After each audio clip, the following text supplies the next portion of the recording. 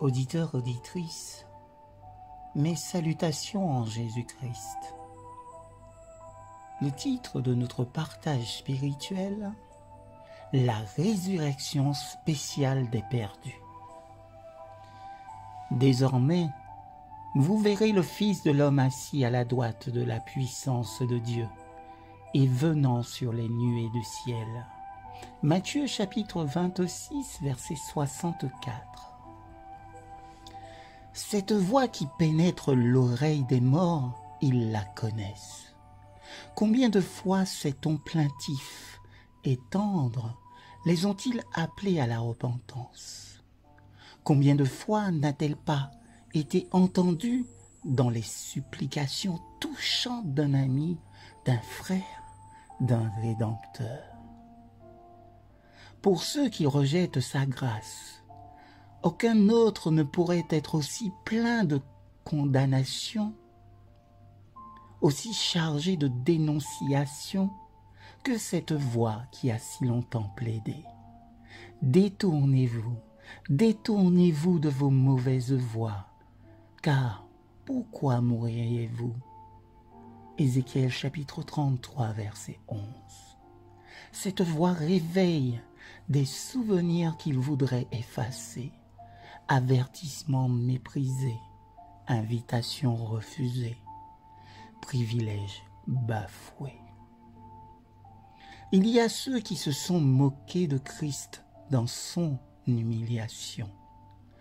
Avec une puissance exaltante, leur vient à l'esprit les paroles du souffrant lorsque, adjuré par le souverain sacrificateur, il déclara solennellement « Vous verrez désormais le Fils de l'homme assis à la droite de la puissance de Dieu et venant sur les nuées du ciel. » Matthieu chapitre 26, verset 64.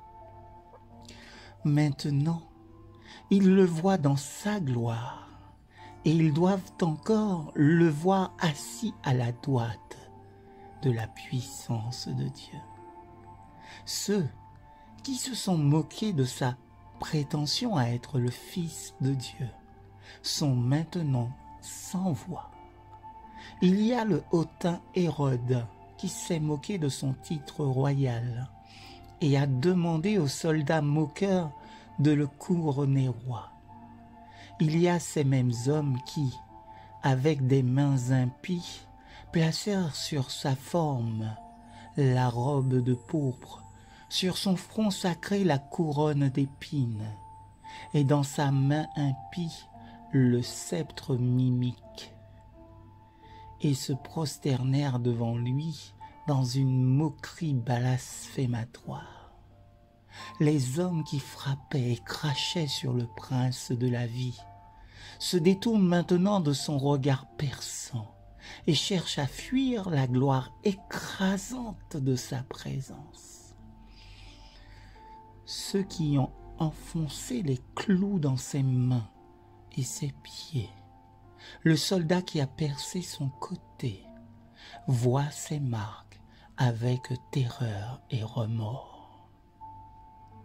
Avec une affreuse netteté, les prêtres et les dirigeants rappellent les événements du calvaire. Avec une horreur tremblante, ils se souviennent comment, hochant la tête dans une exultation satanique, ils s'exclamèrent « Il a sauvé les autres, lui-même il ne peut pas se sauver. » S'il est le roi d'Israël, qu'il descende maintenant de la croix, et nous le croirons. Il avait confiance en Dieu, qu'il le délivre maintenant s'il le veut. Matthieu chapitre 27, versets 42 et 43. Amen.